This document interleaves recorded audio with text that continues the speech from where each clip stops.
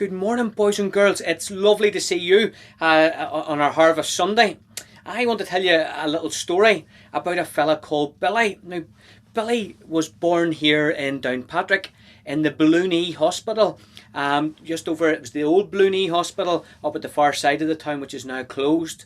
To Mr. and Mrs. Bloon. Mrs. Bloon went in there. Now, it wasn't an easy birth. Billy was born, I think he was undersized. I'm not too sure that they keep him in for a while, but they fed him with a lot of air and stuff, and they managed to get him up to size. And Billy was looking great. And Billy developed, he used to come along to our church, and he sat there every week and he heard about how much God loved him and how much God wanted a relationship with him. And whilst that made Billy happy, he never did anything about it. He was always too busy and really couldn't see how God had anything to do with his life when he was out playing, when he was going about on his PlayStation and doing different things that he did. But anyway, he moved on from nursery school and went to Bloonpatrick Primary School, and he ended up doing really well there. You know, he started to learn. The teacher said he was a great fella.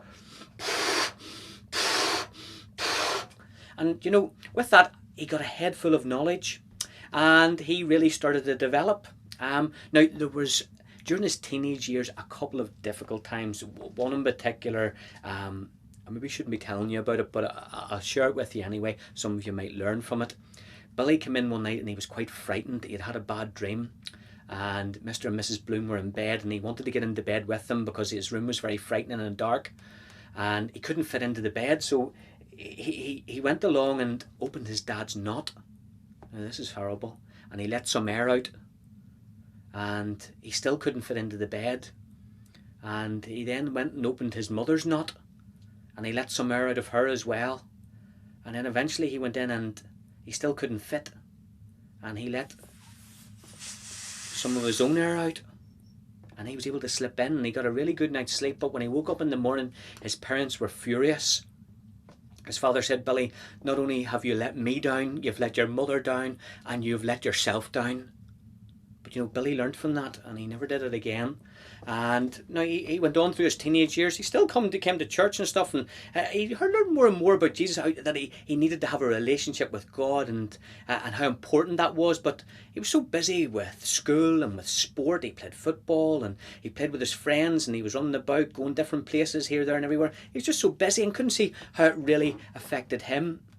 Now, he eventually got good enough marks in the Bloon levels that he was able to get to Blooniversity. And Billy thrived at university, Blooniversity even. And he got a head of knowledge, something shocking. He just grew in intelligence. And when he was there, he met a lovely, curvy Bloon called Brenda. And Brenda was a lovely Bloon. And Billy thought, well, she never would look near me, you know, somebody as good looking as Brenda. But she had an interest in him, and eventually he asked her out for a date. They went to the cinema, and it all kicked off from there. The two of them got married over at Bloonpatrick Presbyterian Church there, and they went on about their life.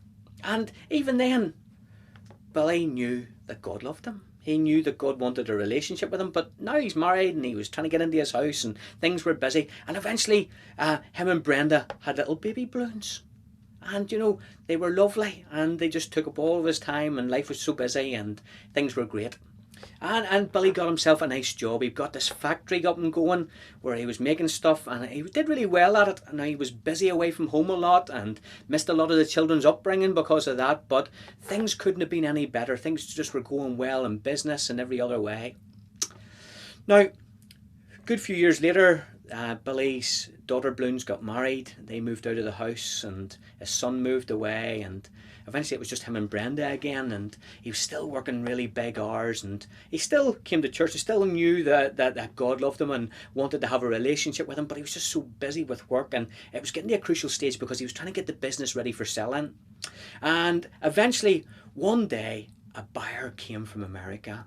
And this big American said, "I'll give you, Billy, $1 billion for your business."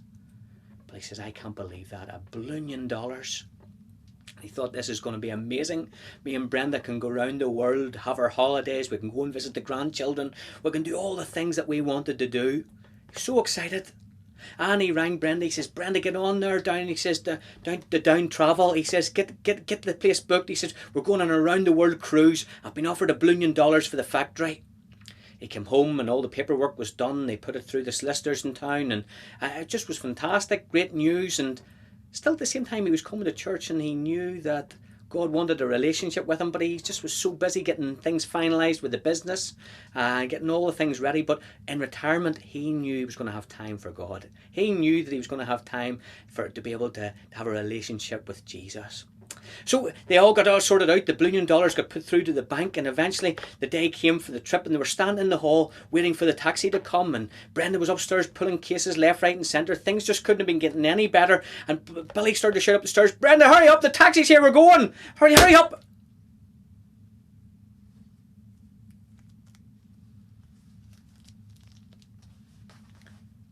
Billy was so excited he burst and never got to spend his $1 billion, never got the round the world cruise, never got to spend time with Brenda and the kids, and never had a relationship with God. And you know, the story we've been looking at today tells the story of a man who had everything. He had so much money that he was just going to lie up for a load of years and take things easy. But he hadn't thought about God in the middle of it all. And boys and girls, and mums and dads and grannies and grandies, God wants a relationship with you. He doesn't want it next week. He doesn't want it next year. He wants that relationship today. He sent Jesus into the world to make that relationship possible by dying on a cross. And if you put your trust in him, if you ask him for forgiveness, if you give your life to him, that means that you will have the greatest treasure that anybody could have. A home in heaven and a relationship with God, which means that it lifts the total worry out of this life because you know that God is there with you, directing all of your thoughts and all of your thinking and all of your future. I hope you remember that as we come now to sing your song today, which is, It Takes an Almighty Hand to Make the Harvest Grow.